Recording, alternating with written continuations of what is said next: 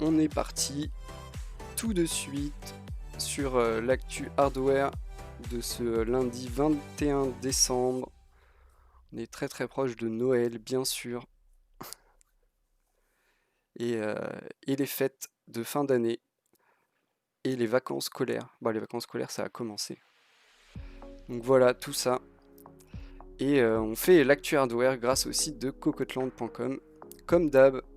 Alors, lundi, comme tous les lundis, on va avoir notamment les variations de prix sur les processeurs, les cartes graphiques, même si on n'a toujours pas la RAM DDR4 et les SSD. Toujours intéressant de suivre ces actus-là qui nous orientent un peu sur le fait d'acheter ou pas d'acheter, ou ne pas acheter, bon, en plus des problèmes de stock, hein, bien sûr. Alors, vendredi, on s'est arrêté sur cette 3090 de MSI avec un design pouvant rappeler la 480. On va avoir alors les bons plans aujourd'hui, quelques bons plans tout de même, notamment les jeux sur la plateforme Ubisoft. Alors, je sais pas si ça marche encore, mais en tout cas, il y avait 3-4 jeux, si je me souviens bien, dont Anno 1701, un Trials et un jeu de vaisseau spatial et encore un autre dont je me souviens plus. Je sais pas si c'est encore disponible, mais en tout cas, checker les plateformes quotidiennement. Il y a les plateformes de vente de jeux, il y a régulièrement des jeux offerts et aussi des belles promos. Donc checker, ça fait pas de mal. Et les jeux gratuits, ça régale. On aura ensuite une chaise gaming. J'espère qu'on aura un prix parce qu'on a Noble Share qui s'associe avec Mercedes, AMG, Petronas, Formula One Team. Donc sûrement un objet très haut de gamme, mais ça va faire plaisir, sauf le prix. On aura ensuite le comparatif des performances des cartes graphiques sur Cyberpunk. Cyberpunk qui continue de faire parler beaucoup de lui. On va parler vite fait des cartes graphiques et de celles qui s'en sortent le mieux. C'est quand même intéressant, sachant qu'on sait que à l'heure actuelle, l'expérience ultime de Cyberpunk est sur PC et sur aucune autre plateforme. Si vous avez la config, une config plutôt agressive et plutôt puissante, mais sinon ça reste la meilleure expérience par rapport aux consoles et même aux services de cloud gaming qui eux s'en sortent très bien par rapport aux consoles, mais le PC reste au final du cloud gaming, c'est du PC à distance, donc voilà. On aura ensuite un bon plan sur un kit avec processeur et carte mère, un processeur qui est plutôt recherché, donc ça peut intéresser. Je sais pas si c'est encore dispo, mais on va en parler tout de même, parce que c'est un processeur vraiment recherché, qui est à des prix un peu exorbitants en ce moment, mais tout de même recherché.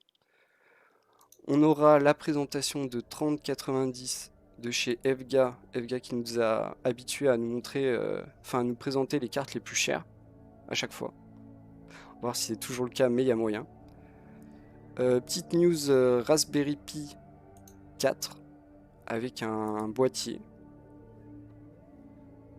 Pourquoi pas.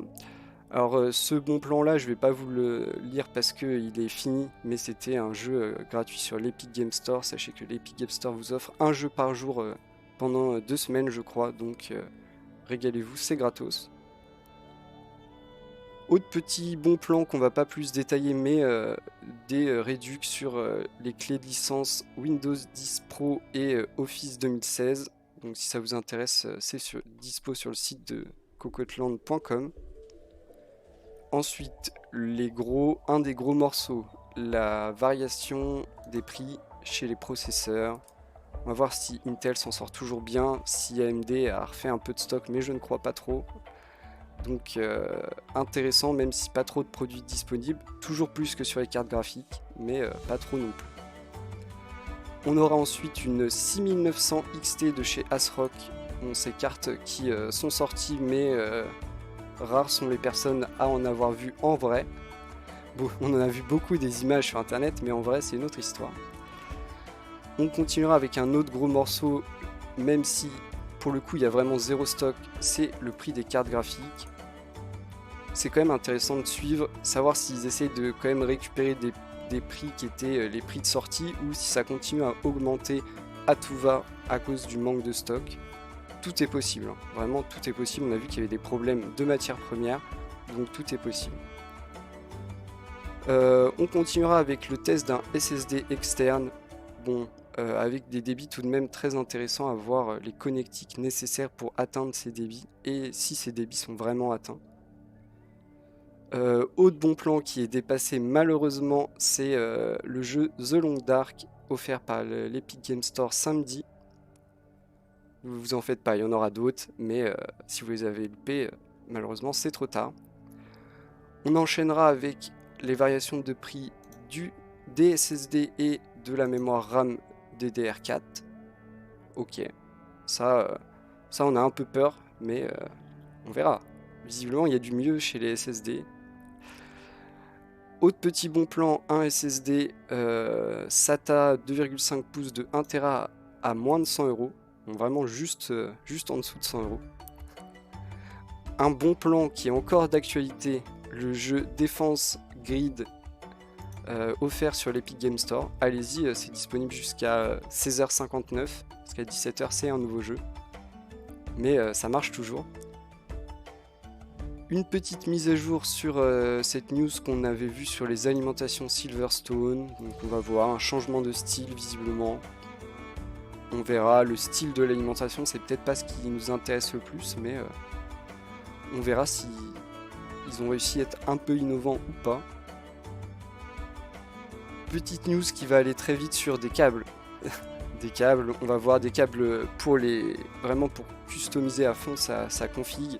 Donc souvent c'est très joli, souvent c'est très cher aussi, mais ça donne un look soigné qu'on ne peut pas vraiment avoir autrement. Petit ventilateur chez Cooler Master qui passe au minéral. Minéral, on sent encore le design gemme, un peu diamant et tout. Sachez que CD Projekt Red a fait une mise à jour pour Cyberpunk. Moi je joue pas au jeu donc je sais pas exactement ce qui est le contenu de cette mise à jour, est-ce que ça corrige, même si on sait qu'ils y travaillent et que les patchs arrivent petit à petit, hein, laissez-leur un peu de temps, ça reste des humains, ils ont besoin aussi, c'est les fêtes de fin d'année pour tout le monde, donc soyez un peu cool avec l'équipe de dev de Cyberpunk, ils ont l'air d'en baver un peu tout de même.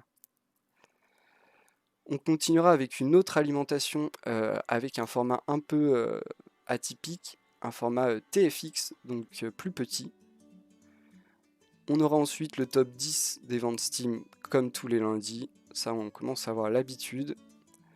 Un bureau motorisé de Arosy Arena, de Arosy la marque, et le modèle Arena Moto. Un bureau motorisé. Comment ça, motorisé pour monter et descendre, c'est ça? Sûrement ça. Et on finira avec le test d'un casque Sharkoon. Sharkoon, on a vu qu'il faisait des produits plutôt intéressants, donc on veut bien voir, même si les casques, c'est effectivement un marché un peu chargé, beaucoup de modèles, beaucoup de choses qui se ressemblent, un peu compliqué de se faire une place. On aura... Alors toujours, ça me fait toujours rire, hein, les actus qui portent la mention fanless. Donc fanless, c'est refroidissement passif. Sur le papier, c'est génial, ça fait pas de bruit. En réalité, c'est souvent beaucoup plus compliqué que ça. Ou alors à des tarifs très élevés. Mais pourquoi pas. Et on finira avec une 3070 avec une version blower. Blower, c'est un seul ventilateur c'est un peu bizarre, c'est du design semi-passif. Vous verrez, un petit ventilateur et du semi-passif, je crois. Ou alors qui peut être aussi adapté en version hybride, donc refroidissement par air et par liquide.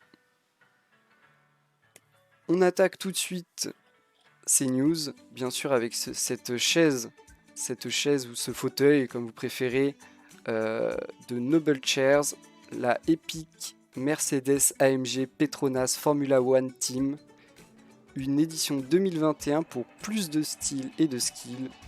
Bien sûr, vous serez meilleur avec cette chaise. C'est sûr. C'est bien sûr évident. Donc on voit ici cette chaise qui est un design assez classique. On y retrouve le siège baquet. En même temps, qu'est-ce qu'on pouvait s'attendre d'autre avec une collab Mercedes AMG Formula Team, clairement. On a les coussins. Ça, on est content d'avoir les coussins. Base en aluminium. Donc très matériaux nobles, qui se veut très haut de gamme. Et tarif annoncé, ok, 430 €. Bon, c'est cher, on sera d'accord là-dessus. Après, pas tant que ça non plus. Base en aluminium, c'est cher. On a le logo Mercedes et le logo de Formule 1. Donc, clairement...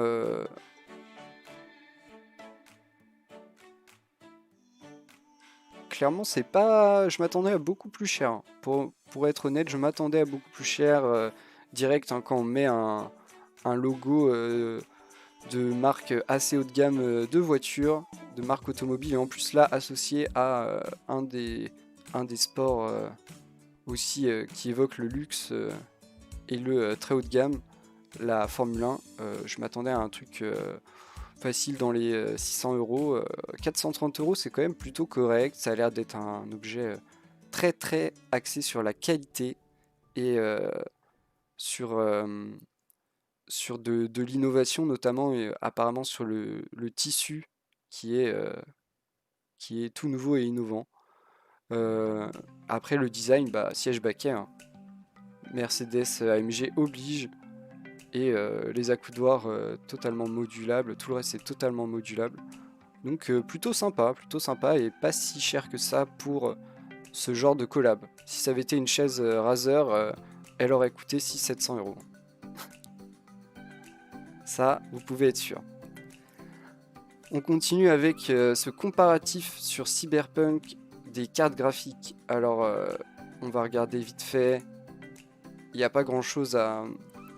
En fait, déjà, il y a un problème, c'est que... Enfin, un problème. C'est que le ray tracing d'AMD n'est pas encore... je sais pas, compatible, disponible dans Cyberpunk. Donc, en gros, quand on teste le ray tracing, c'est uniquement entre cartes Nvidia, ce qui est quand même moins intéressant. Sinon, en termes de benchmark sans ray tracing, donc ce qui est pour la plupart des gens, parce que le ray tracing est très gourmand, on le rappelle, les cartes testées sont assez nombreuses et représentent une large gamme. On part de la 550 XT avec 4 Go de mémoire dédiée et on va jusqu'à la 3080 Founders Edition. Qu'est-ce qu'on peut en tirer de ces benchmarks? Bon, déjà, on voit que la 550 XT est galère. Voilà. La première Nvidia, c'est la 1660 Ti. Elle permet quand même d'avoir une expérience correcte, 45 images par seconde de moyenne. C'est correct, c'est clairement pas optimal, hein. On s'attend à avoir 60 de manière optimale. Donc il faut une 2060 Super ou une 5700 chez AMD pour avoir une expérience optimale en ultra machin, en Full HD en 1080. Et après on a les autres résolutions. Bon, on voit que celle qui s'en sort le mieux, c'est la 6900 XT et la 3080. Déjà bizarre de ne pas avoir mis la 3090, sachant que la 6900 XT est censée s'attaquer à la 3090, mais bon, c'est un autre problème. Et du coup, quand on passe sur des résolutions plus hautes, donc déjà on voit que ça fait plus le taf, que la 550 elle est larguée, que la 1660 elle arrive à 28, donc on est proche des 30, mais ça fait pas rêver. Clairement, c'est pas fait pour faire autre chose que du Full HD, ces cartes là. On voit que même la 2060 Super, elle est en galère. 35 images par seconde. Toujours pas de ray tracing et tout, hein, uniquement des graphismes élevés. Et donc si on veut atteindre les 60 images, on est même la 2080 Super et en dessous à 55, ce sera bien sûr correct mais pas optimal. Il faudra une 3070, une 2080 Ti ou une 6800 pour passer le cap des 60. Bon, on a vu 59 pour les autres, mais c'est presque 60. Et les deux monstres sont à 78 et 76, donc très peu de différence. Sachant que normalement les 6900 XT sont plus chers que les 3080. Et on passe à la résolution la plus exigeante, la 4K, enfin l'UHD, qui est de la fausse 4K. Et là, la 3080 repasse devant avec seulement 38 images par seconde, hein. C'est tout de même assez peu, on reste au-dessus des 30, mais c'est compliqué. Bon, si vous avez une 1660, laissez tomber, c'est pas fait pour de la 4K, ils ont même retiré la 5500 XT de AMD. Mais on voit que même le haut de gamme, le très haut de gamme, j'ai envie de dire, est en galère parce que seulement 38 images par seconde en 4K avec une 3080 qui vaut plus de 1000 euros. C'est voilà. Voilà, on voit que la 4K ça reste très compliqué. Et on va passer au ray tracing seulement avec les cartes Nvidia pour le coup. Et en fait, le ray tracing c'est intéressant, c'est vraiment intéressant parce qu'en plus on sait que Nvidia triche de façon qualitative avec le DLSS et nous permet d'avoir plus d'images par seconde. Donc les cartes testées sont à 3060 Ti, 3070 et 3080. Aucun problème, toxique. On a du coup en vert clair le nombre d'images par seconde avec le ray tracing d'activé et en vert foncé le nombre d'images par seconde avec le ray tracing activé plus le DLSS qui est une option pour tricher mais vous le voyez pas donc ça régale. Et on voit qu'en Full HD en 1080 sans le DLSS c'est compliqué, hein. C'est compliqué, et même avec une 3060 Ti qui est pour le coup dernière génération vraiment vendue pour du 1080, on voit qu'on est seulement à 37 images par seconde. Heureusement avec le DLSS on arrive à atteindre la barre fatidique des 60 avec 61 images par seconde, mais on voit que le ray tracing c'est dur, ça consomme, c'est un peu compliqué. Même sur les modèles plus haut de gamme, avec une 3080, on atteint seulement les 71 images par seconde. Donc sachez que dans leurs tests, ils n'utilisent pas non plus tout le matériel le plus performant et le plus optimal, mais donc avec une config encore plus chère, vous pouvez avoir un peu plus d'images par seconde, mais ça donne une bonne idée. Et après, quand on passe sur des résolutions plus hautes, là c'est la crise. Sur du 1440, seule la 3080 avec le DLSS obtient les 60 images par seconde. Et sur de la 4K, bon voilà, hein, ça ne marche, visiblement ça ne marche pas sans le DLSS pour la 3060 Ti, la 3070, c'est zéro, hein. Il ne veut pas. Et on obtient 33 avec le DLSS avec une 3080, donc jeu très très gourmand cyberpunk, mais aussi très très beau. Donc voilà, hein, c'est une expérience qui peut se faire, je ne sais pas pourquoi zéro. Soit ça ne marche pas, soit la carte ne l'accepte pas, soit il voulait pas le mettre parce que c'était en dessous de 10 ou en dessous de 5 et du coup personne n'a envie de ça quoi. Personne n'a envie de jouer en dessous de 10 ou de 5 images par seconde. Vous le verrez, hein. Si vous avez jamais testé, essayez, vous verrez. on le voit assez vite. Donc seulement 33 images par seconde pour une 3080 en 4K avec le ray tracing et DLSS d'activer. C'est peu. C'est peu. On n'a pas les cartes AMD parce que j'imagine que le ray tracing AMD n'est pas compatible encore avec Cyberpunk. J'imagine qu'il le sera, mais pas encore. Et le chat qui gratte à la porte. Je reviens dans 20 secondes.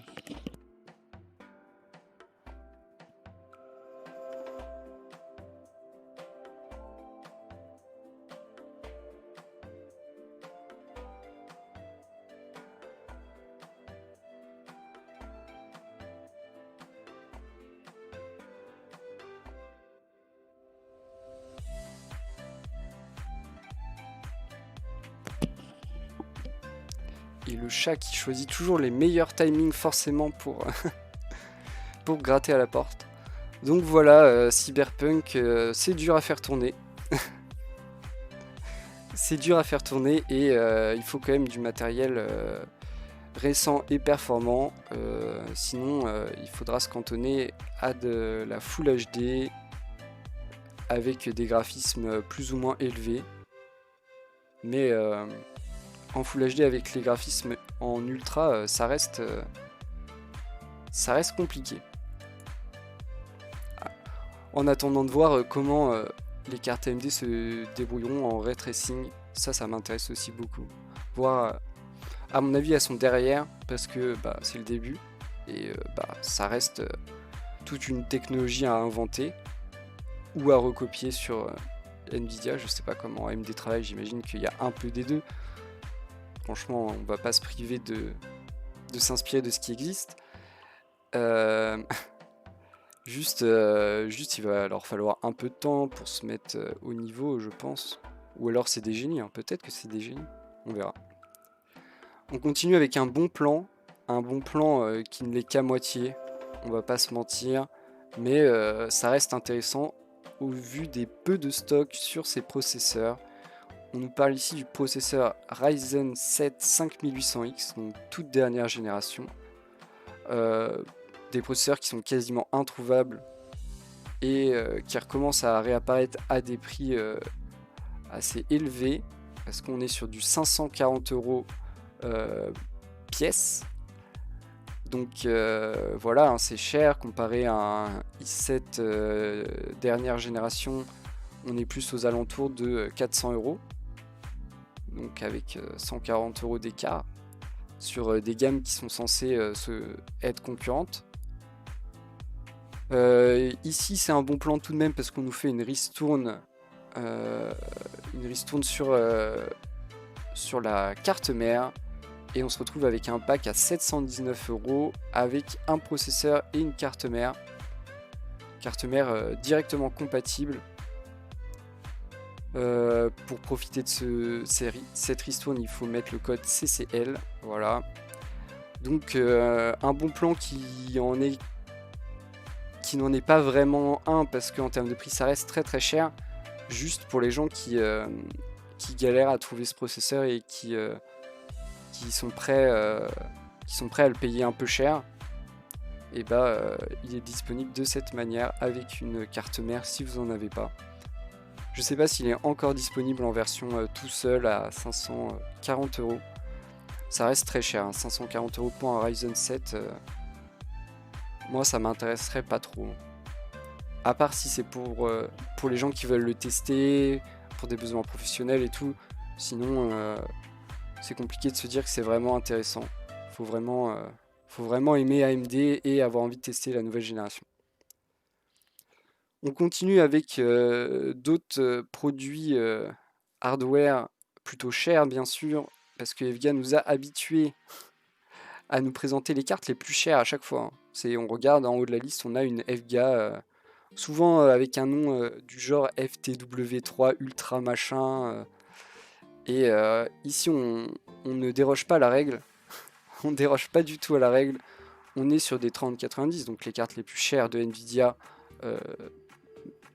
Un peu entre le totalement professionnel et le un peu plus axé grand public, un peu à cheval, mais quand même plutôt axé professionnel. Vu le prix, on est sur une carte en Founders Edition à 1550.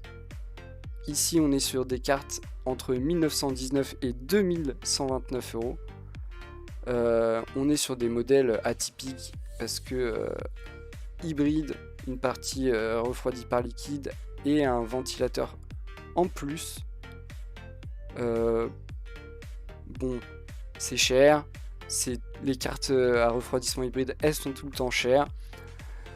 Honnêtement, Evgan nous a habitués à faire la tête, à faire la course en tête à chaque fois. Hein. À chaque fois, sur les classements de prix, on les retrouve en haut.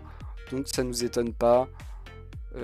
J'imagine qu'il y a tout de même un public. Sinon, ils arrêteraient d'en faire. Ils sont pas bêtes non plus. Donc quand même 2130 euros pour les gens que ça intéresse. C'est relativement cher, mais c'est une 3090, refroidissement hybride, faut comprendre. C'est très très quali, hein. Là-dessus il n'y a aucun problème, c'est très très quali, c'est légèrement plus performant qu'une 3090 avec refroidissement à air standard, mais ça coûte 2130 euros, donc assez peu de public. Même si on ne remettra jamais en doute sur la qualité, les performances et tout, elle fera sûrement moins de bruit qu'une 3090 standard, surtout ceux avec les 3 ventilateurs. Mais c'est très cher, c'est très très cher. Donc heureusement que pour ce prix-là, on a des objets qualitatifs, sinon ça ferait un peu mal. On continue avec quelque chose qui n'a rien à voir et dans des gammes, dans des budgets totalement différents, parce que on nous propose ici un boîtier, le Iceberry pour le Raspberry Pi 4.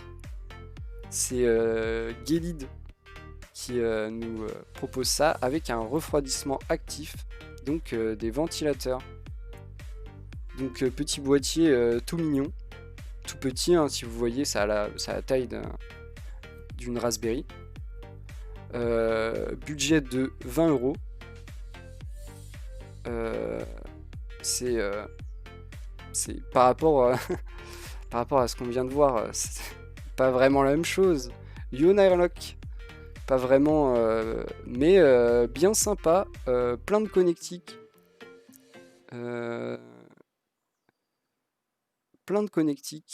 Pas de compatibilité VESA, c'est pour la fixation. On a un petit ventirad, machin, mais vraiment de l'Ethernet, enfin du RJ45, de l'USB. Ça c'est quoi? Ça c'est de l'USB-C, ça doit être du jack. Ça je sais pas ce que c'est, peut-être du micro USB.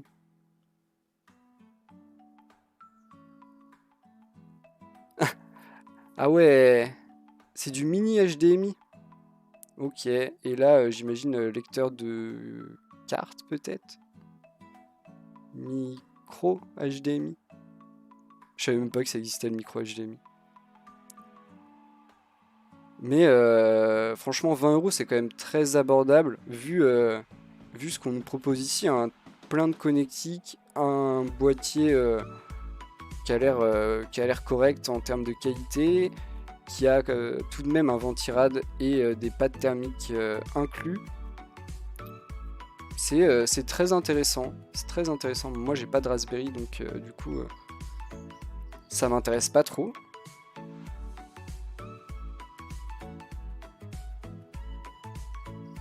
Ah, la Raspberry elle a autant de connectiques que ça de base. Ok. Ok. Mais ça a pas toujours été le cas, c'est la Pi 4 qui a autant. Moi j'ai déjà eu des Raspberry, elles avaient clairement pas autant de connectiques, hein.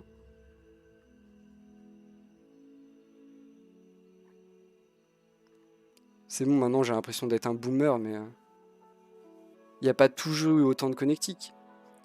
Rassurez-moi. Ok, ok. Ok, ok. C'est bon, là j'ai l'impression de... Non, non, mais ok. Parce que moi j'en ai eu des... Il y a quelques temps. Je suis trop jeune pour pouvoir dire ça, mais j'en ai eu il y a quelques temps et il y avait clairement pas autant de connectiques. Moi je me souviens, on était obligé. Est-ce qu'il y a Est-ce qu'il y a les modules sans fil inclus maintenant? Parce que moi je me souviens que quand j'en avais utilisé, eh ben, on devait ajouter un module sans fil pour connecter en Bluetooth. Maintenant il y a Bluetooth plus Wi-Fi intégré. Oh là là, mais c'est incroyable la technologie. Et voilà, maintenant je me sens vieux, mais ça va, c'est ok. Ça va, je suis jeune pour pouvoir dire ça. Eh oui. Bah vous voyez, moi quand la dernière fois que j'en ai utilisé une, eh ben, il fallait ajouter une carte additionnelle. Et ça marchait bien, hein, c'était quasiment du plug and play, hein, mais voilà, fallait quand même une carte additionnelle. Maintenant, tout est intégré. La technologie va vite, hein, c'est incroyable. On continue ces news avec les prix sur les processeurs. Alors AMD, Intel, je me suis pas spoilé, on va voir ça ensemble. Visiblement encore des baisses chez les bleus. Intel joue le jeu. Mais non, les deux ports micro HDMI sont 4K. Oh là là. Quel monde on va? Dans quel monde on va faire sortir de la 4K par ces toutes petites cartes? En vrai, pourquoi pas, hein. Mais bon.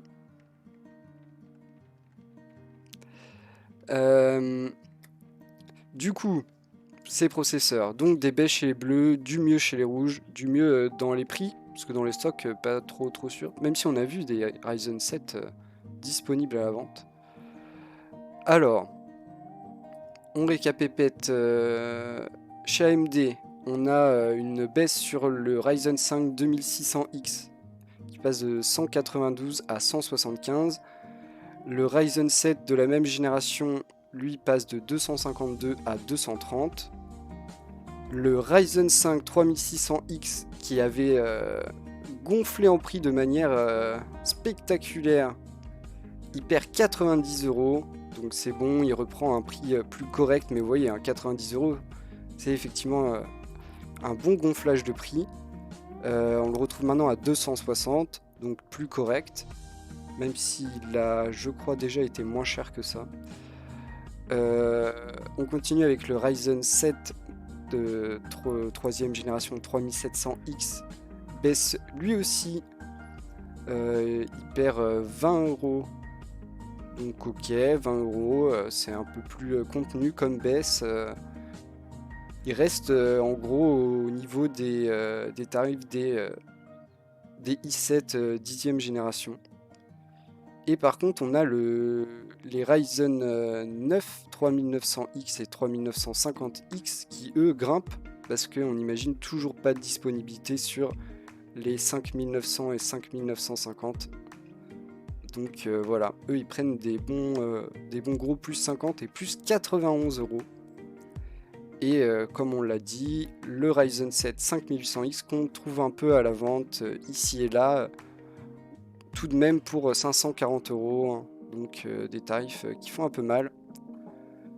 Du côté des bleus, maintenant, les bleus, ce qui nous régale, parce qu'ils ont bien compris qu'eux ont des stocks et peuvent avoir une vente à des tarifs un peu plus agressifs.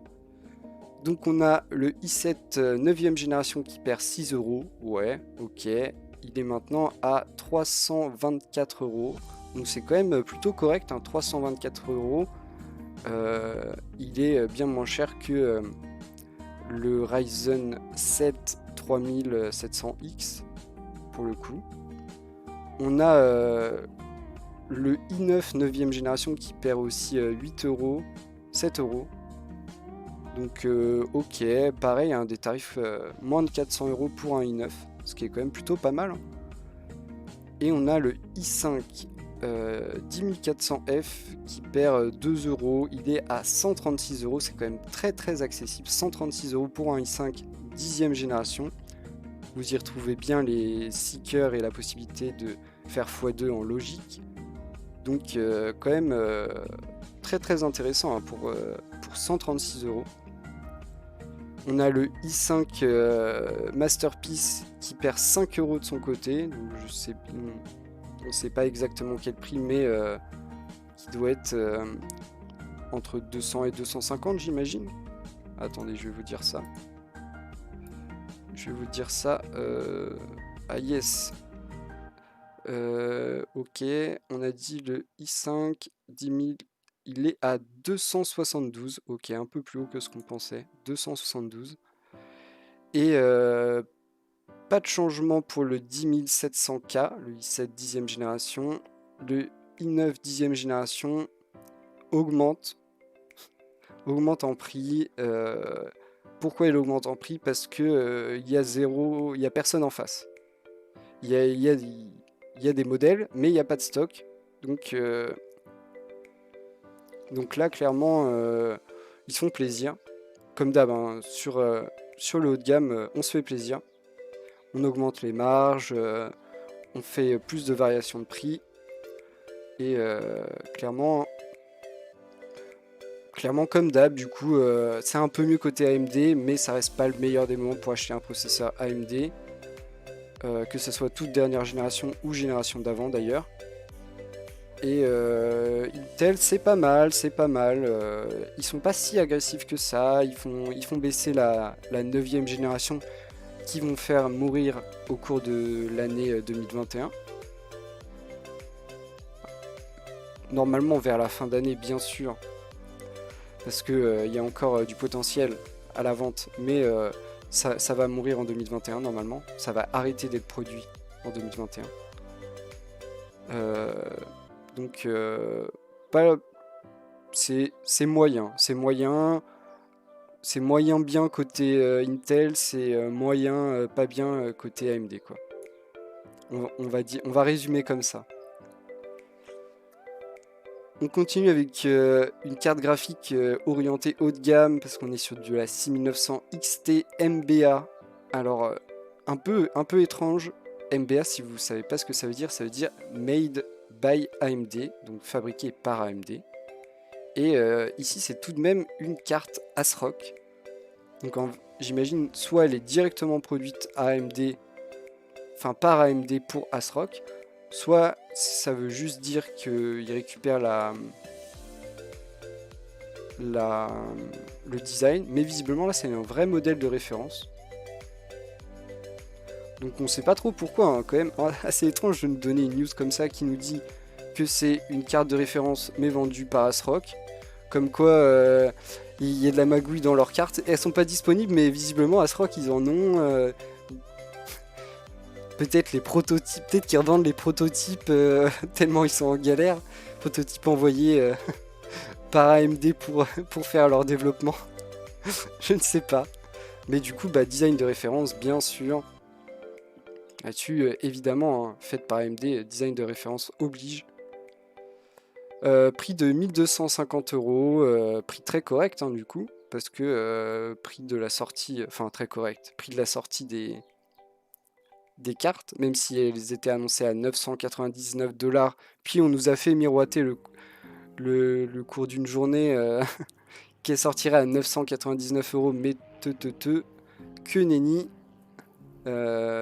On a eu des cartes entre 1250 et 1400 en gros, carte de référence. Donc voilà, prix correct pour vu ce qui s'est passé. Après ça reste cher. Et toujours du mal à savoir où se place cette fameuse 6900 XT qui ne bénéficie pas des technologies qui mettent en valeur les cartes haut de gamme chez Nvidia. Donc on verra. On continue avec un autre gros morceau, l'évolution des prix des cartes graphiques. Même si on sait qu'il n'y en a pas, on regarde les prix. Parce que le jour où on va avoir du stock, il y a moyen qu'ils repartent des prix du hors stock. Donc s'ils augmentent discrètement 5 € tous les jours, ça va finir par être très cher. Donc qu'est-ce qu'on a? On a la 1660 Super de Nvidia qui prend 6 €. Alors ça régale pas du tout. Faire augmenter ces générations-là maintenant, c'est quand même pas très sympa pour les clients entrée de gamme. En plus, sachant qu'elles ne sont pas disponibles, hein, on le rappelle, c'est quand même important à noter, et hausse de prix sur... voilà. Elle prend virtuellement 6 € parce qu'elle n'est pas disponible à la vente. Mais vous en faites pas, ils vont repartir des prix affichés, pas bête, hein, pas bête. Donc, est-ce qu'on a d'autres variations? Euh, Toc toc toc. Il n'y a pas de carte, ça, on est d'accord. Du coup, juste ils disent il n'y a pas de carte, ça marche, ça me va en vrai. Ça me va, mais ils montent les prix. Bah, ils montent les prix pour, je sais pas, ils montent les prix pas beaucoup, visiblement, juste sur certains modèles et tout doucement, mais pour repartir et revendre quelques cartes plus chères que le prix du marché, à mon avis. C'est pas très sympa, surtout quand il y a si peu de stock en fait. C'est pas comme si on était en train de dire oui, on n'arrive pas à trouver de 30-80, c'est la merde. Non, non, on n'arrive pas à trouver de cartes graphiques pour jouer à des jeux vidéo. Là, à l'heure actuelle, c'est ça le problème. C'est pas une gamme ou un modèle qui pose problème, c'est toute la filière. Si vous allez sur un site de vente spécialisé, vous avez 3 modèles en stock. En général, vous avez une 3090 à des prix exorbitants et ensuite des modèles très très bas de gamme qui sont juste des modèles un peu bureautiques plus et pas du tout axés pour du jeu vidéo ou de l'application graphique lourde. Donc c'est compliqué. C'est compliqué les cartes graphiques. On espère que ça va vite être résolu. On sait qu'il y a des problèmes, mais là ça commence à être long. Et la magouille sur les prix en attendant, on a un peu de mal. On a un peu de mal. Donc on verra ce que l'avenir nous réserve. Sinon, moi je prévois pas le futur, hein. Je commente l'actu, mais je prévois pas le futur. Ça. On continue avec un petit test de SSD externe de chez Western Digital avec les fameux 2000 émo secondes en théorie. Lecture et écriture ce coup-ci. USB type C pour arriver à ce genre de débit. Forcément, on n'a pas le choix. Donc le 3.2 Gen 2 X2 pour avoir les plus gros débits théoriques. Hop. Bon, ça ressemble à un petit SSD, plutôt sympa, il est petit pour le coup. Il reprend bien le format M2 plus rectangulaire, bien plus allongé.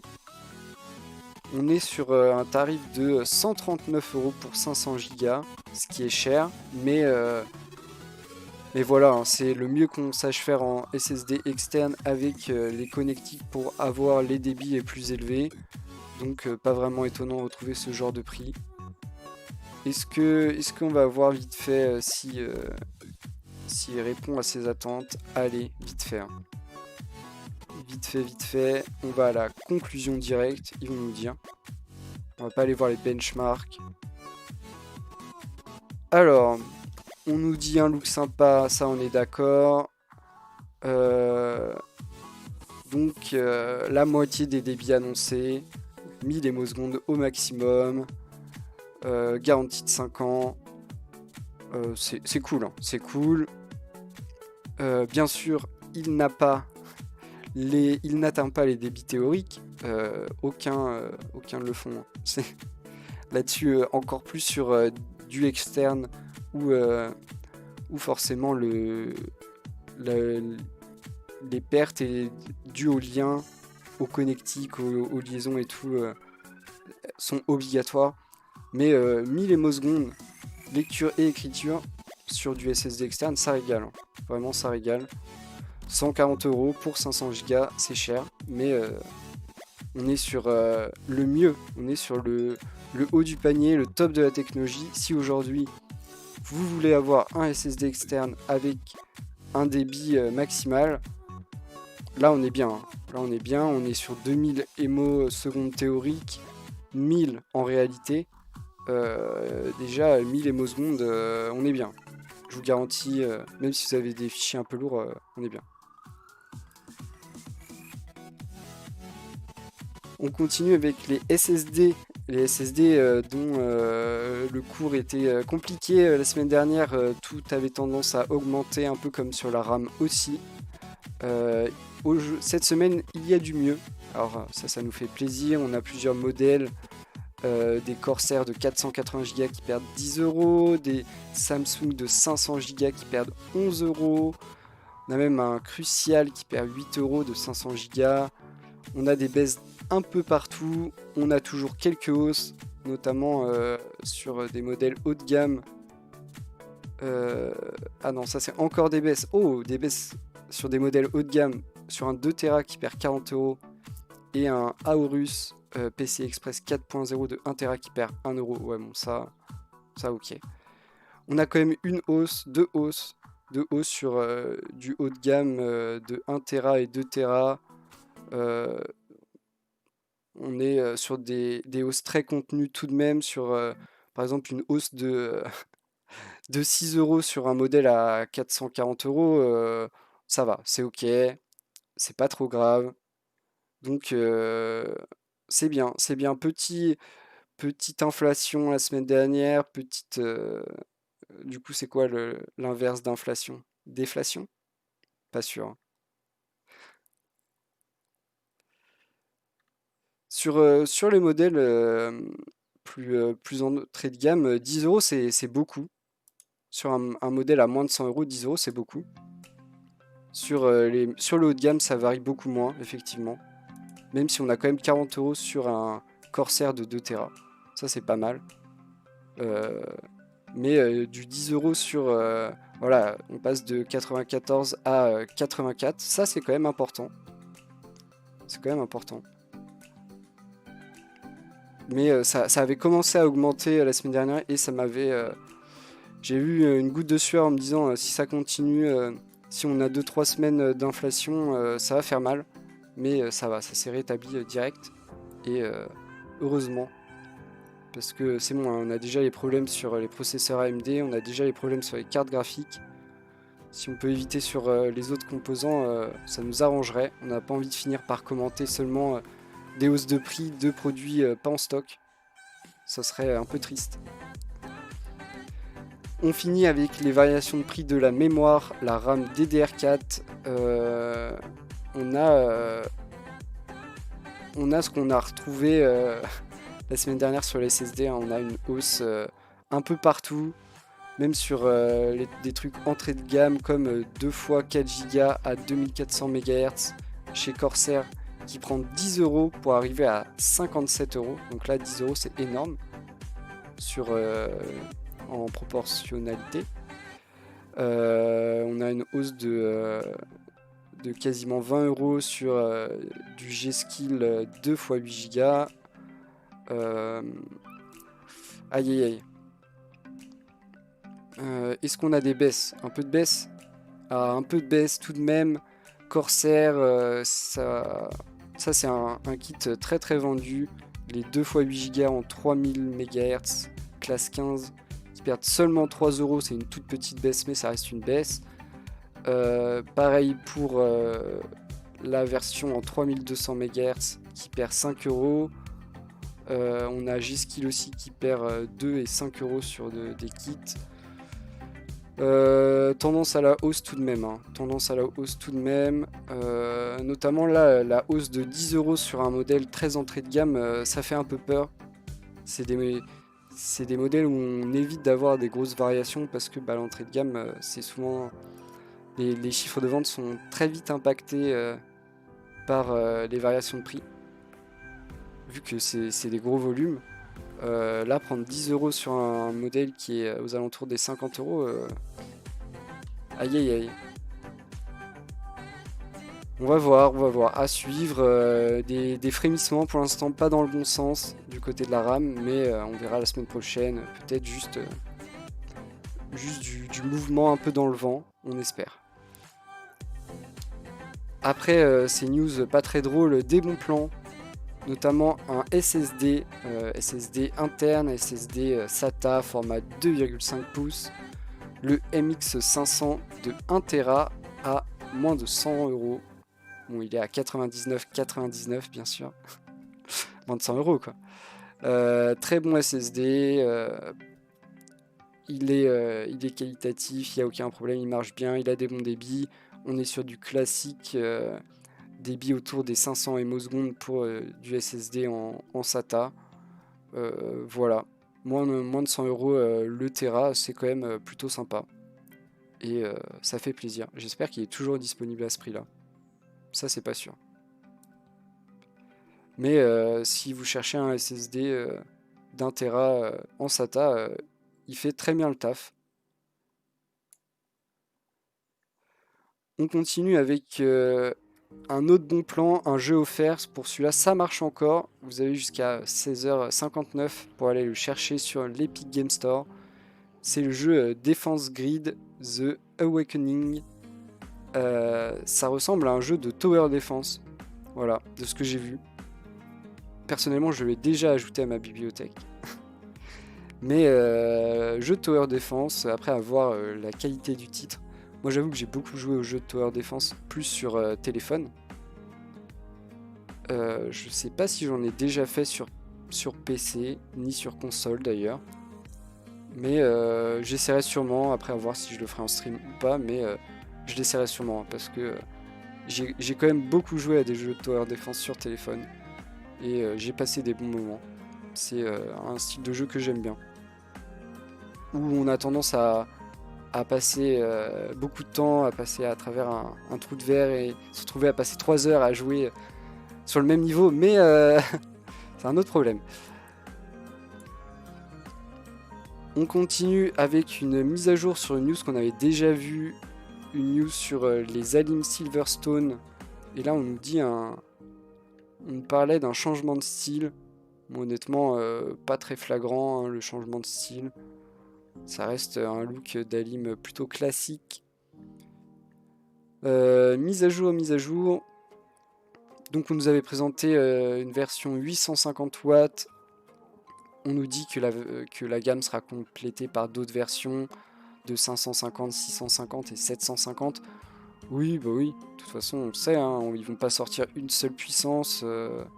C'est pas de RGB très très sobre, hein, entièrement modulable. Mais très classique, hein, vraiment très classique. On a le ventilateur 220, donc vraiment très très classique, taille classique. Franchement, quand on nous dit un changement de style, je sais pas quelle tête elle avait avant, mais là on est revenu sur du sobre. On continue avec des câbles. Oui, je sais, ça va pas intéresser tout le monde les câbles, mais bon, moi je suis un vrai geek, hein, j'aime les câbles. Je mange des câbles et des cartes graphiques au petit-déj, bien sûr. Et là en plus c'est du matériel haut de gamme. C'est Lianli qui nous présente ça. Lianli, une marque que j'aime beaucoup. Donc on a des connecteurs pour cartes graphiques. Voilà, avec du RGB. Pour illuminer votre config, et bah, c'est très beau. En vrai, les câbles custom comme ça pour les tryharders des configs, c'est vraiment très beau. En plus, ça permet d'avoir les câbles de la longueur désirée, les séparer ou pas, tout ça. Il y a même certaines personnes qui vont jusqu'à percer des petits trous dans leur boîtier pour faire passer les câbles.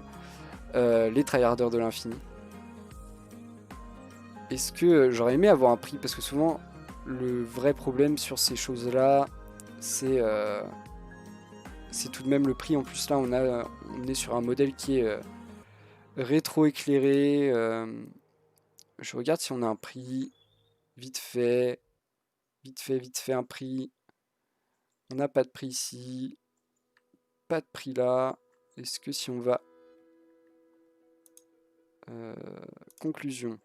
Conclusion, est-ce qu'on a un prix? Donnez-moi un prix. Alors, version RGB 60 €. Et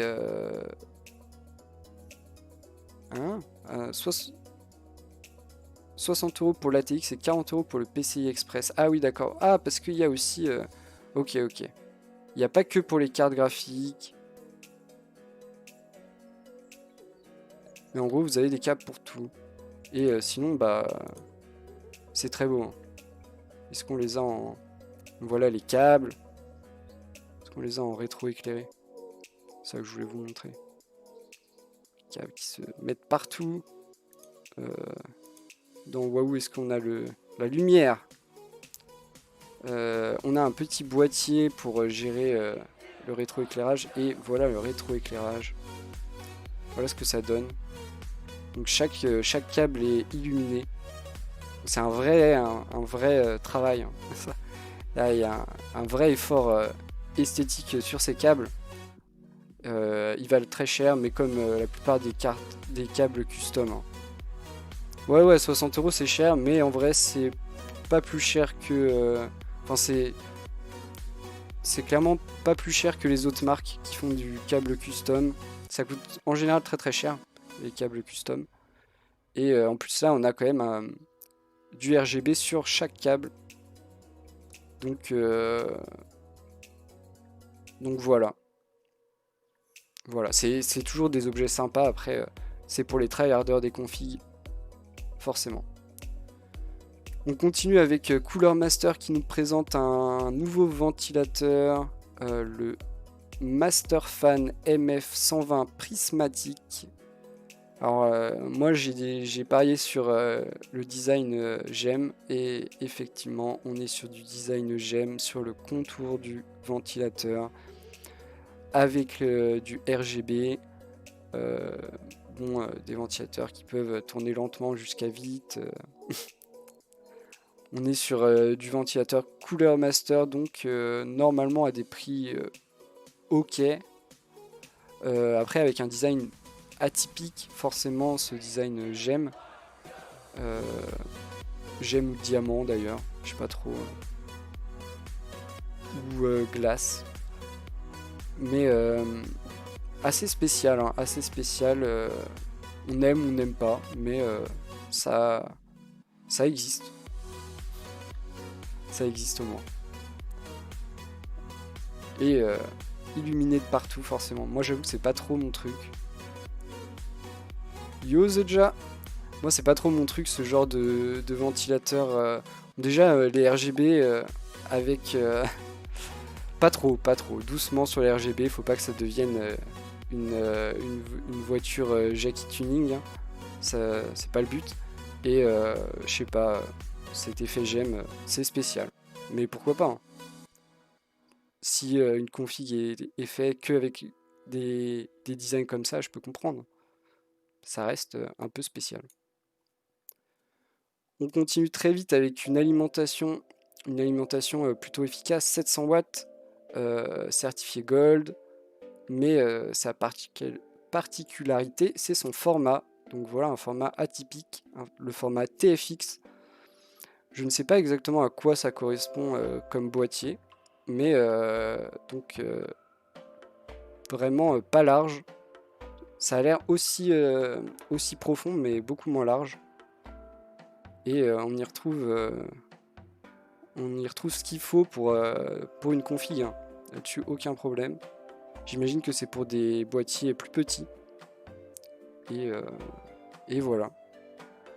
Pas de prix. Ça, c'est un peu dommage. Toujours.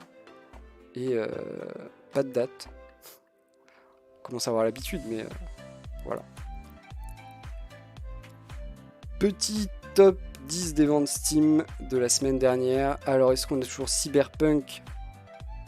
Toujours Cyberpunk premier. Est-ce que ça nous étonne? Pas vraiment. Toujours le Valve Index VR Kit. Toujours Counter-Strike. En même temps, il y a eu une mise à jour pour Counter-Strike. Toujours Phasmophobia porté par l'univers du streaming, hein, principalement, qui a vraiment permis à ce jeu de devenir énorme. Death Stranding qui revient. Ok, peut-être par rapport à la collab avec Cyberpunk, comme quoi Cyberpunk arrive à lui être top 1 et en plus ramener d'autres jeux dans le top 10 des ventes Steam, incroyable. Toujours Among Us, en plus Among Us est très accessible parce que il y a moins de 5 €, je sais pas le prix exact mais moins de 5 €, et toujours porté aussi par l'univers du streaming et de YouTube. Fall Guys qu'on retrouve, Fall Guys qui n'était plus dans le classement je crois, mais qui revient, peut-être une mise à jour aussi. Hades, jeu de cœur, j'adore Hades. Football Manager 2021 et GTA V pour fermer le classement. Donc en vrai, que des bons jeux. Hein. Il n'y a pas trop de jeux où on se pose la question de pourquoi ils sont là. Donc voilà, des jeux que si vous ne connaissez pas, allez-y. Hein. À part Cyberpunk où il faut avoir une bonne config et le Valve Index où il faut un casque de réalité virtuelle, casque VR. Le reste, vous pouvez tester. C'est pas forcément. Bon, il y a des jeux qui sont qui demandent plus de puissance que d'autres, du genre Death Stranding ou GTA. Mais allez sur Hades. Hades, ça tourne sur Minitel. Ça tourne sur mon PC, donc ça tourne sur Minitel. Donc allez-y. C'est un très bon jeu. Je recommande. Je fais toujours la pub pour Hades de toute façon. On continue avec un bureau motorisé de 160 cm de large. Alors ça du coup je suis un peu curieux, j'en ai déjà vu, mais j'imagine qu'il est motorisé pour monter ou descendre et pouvoir avoir une position debout tout en utilisant un ordinateur. Donc 580 €. Et du coup on ne voit pas ce... Ok. Mais j'imagine qu'il... Non, il n'a pas de roue. Pourquoi il aurait des roues? C'est un bureau. On ne bouge pas. C'est juste il monte. Il y a des vérins dans les pieds. Et il monte et descend. Pourquoi des roues? Charge de 125 kg. Allez, 125 kg, c'est pas mal, hein, par contre. Pour la blague. J'ai pas dit qu'il marchait. J'ai pas dit qu'il roulait. Ah, motorisé, mais moteur motorisé, par où? Bien essayé, mais non, je suis désolé, non. Mais il était tout excusé, hein, bien sûr. Du coup, sympa, 580 €, c'est cher. Je ne relèverai pas cette remarque. 580 €, c'est cher, un bureau motorisé, ça coûte cher. 125 kg, c'est quand même assez large, ça permet de mettre plein de choses. Même en soi de se mettre dessus et de le faire monter. Enfin, tout dépend de votre poids, bien sûr, mais la plupart des gens peuvent se mettre dessus et le faire monter. Et ça se fait de plus en plus, notamment parce que les gens passent de plus en plus de temps assis dans des chaises plus ou moins bonnes pour le dos, et on recommande de plus en plus d'être debout, notamment pour les gens dont le métier c'est d'être assis sur une chaise devant un écran. Donc certains font le pas, et la plupart des gens qui ont fait le pas, je crois, en sont satisfaits. Hein. Donc ça reste des gros investissements d'investir dans un bureau motorisé qui est ajustable en hauteur, mais la plupart des gens qui ont essayé disent que c'est vraiment bien, et que pour le dos c'est quand même mieux. Après ça reste très peu accessible, hein. 580 €. Bon, c'est pas si cher que ça pour un bureau, hein. Des bureaux peuvent coûter très très cher, mais il est pas si grand que ça. Il a un look très sobre et tout. Ça reste très type bureau gamer. Donc voilà. Mais la motorisation et les vérins coûtent cher. Ça, c'est sûr. On continue avec un casque, pas du tout dans... Là, on va d'une gamme à l'autre. On est sur du beaucoup plus entrée de gamme, surtout vu les caractéristiques qu'ils proposent, parce qu'on est sur un prix de 33 €, ce qui est tout de même pas très cher pour un casque gaming. On a une connexion en USB, on a une virtualisation 7.1. Visuellement, il ressemble à ça, donc il est très correct visuellement. On rappelle, 33 €, hein, c'est vraiment pas cher. En vrai, des oreillettes pas si grandes que ça, enfin qui ont l'air pas si grandes que ça. Du RGB sur l'extérieur des écouteurs. En vrai, c'est sympa, hein. C'est plutôt sympa, hein. 33 € pour un casque gaming avec micro, en USB et avec la virtualisation. Bon, encore une fois, ne vous attendez pas à la même qualité qu'un casque à 100 €. On paye aussi la qualité, mais c'est quand même très intéressant. Sharkwood qui nous régale de produits accessibles ces derniers temps. Et on aime bien parce que c'est des produits accessibles mais qui ont toujours un intérêt. C'est pas faire du bas de gamme pour du bas de gamme. Là, c'est vraiment tout de même donner entre les mains des caractéristiques très satisfaisants pour débuter à un tarif plutôt accessible, hein, 33 € pour un casque micro. S'il est bien, que le micro est bon, et bah c'est quand même très correct. C'est quand même très correct. Moi j'aime bien. Après, en termes de design, chacun, ça c'est les goûts et les couleurs, hein, mais le produit est intéressant. Et ouais, la souris à moins de 10 € là, c'est pareil, hein, c'est des trucs à essayer. N'espérez pas y retrouver la qualité d'une souris à 100 €, hein. C'est toujours pareil, ça se veut quand même entrée de gamme, et pour ça il faut faire des concessions. Mais à moins de 10 € la souris, vous pouvez en acheter 10 pour 100 € quoi, donc peut avoir un intérêt. On continue avec une petite news, moi, qui me fait toujours rire, les designs fanless, donc sans ventilateur. Alors ça c'est un peu un de mes rêves, mais soit c'est très très cher, soit c'est pas très efficace, parce que si on met des ventilateurs aujourd'hui dans nos ordinateurs, c'est qu'il y a besoin, en fait. C'est pas que c'est fun, c'est qu'il faut refroidir tout ça, sinon on perd en performance ou en stabilité. Donc là on voit la grosse, le radiateur, hein. Ça c'est un radiateur avec plein d'ailettes. Du coup on a que ça comme... ok, ça marche. Bon bah voilà, Noctua s'attaque au fanless, mais ce sera sûrement très cher, et à voir quant à la performance, mais c'est toujours un peu... Moi je suis sceptique parce que on sait, hein, que nos composants dégagent beaucoup de chaleur. Si on met des ventilateurs, c'est qu'il y en a besoin. Si on enlève les ventilateurs, il faut trouver un moyen de les remplacer par quelque chose de passif. Et du coup, soit on augmente, on prend une taille beaucoup plus grande pour dissiper la même chaleur, et du coup de manière passive. Soit il faut inventer des nouvelles technologies ou utiliser des nouveaux matériaux plus efficaces. Mais donc il y a soit de l'innovation à voir, soit un coût des matières premières bien plus élevé. Toujours très compliqué. Même si on sait plus ou moins le faire, hein. On sait plus ou moins le faire, mais pas avec de l'électronique qu'on a dans les ordinateurs de bureau, qui eux sont vraiment faits pour dégager de la chaleur, avoir un espace pour être refroidi et tout. C'est un peu différent. Et on finit avec une carte Asus, une 3070 avec une version blower.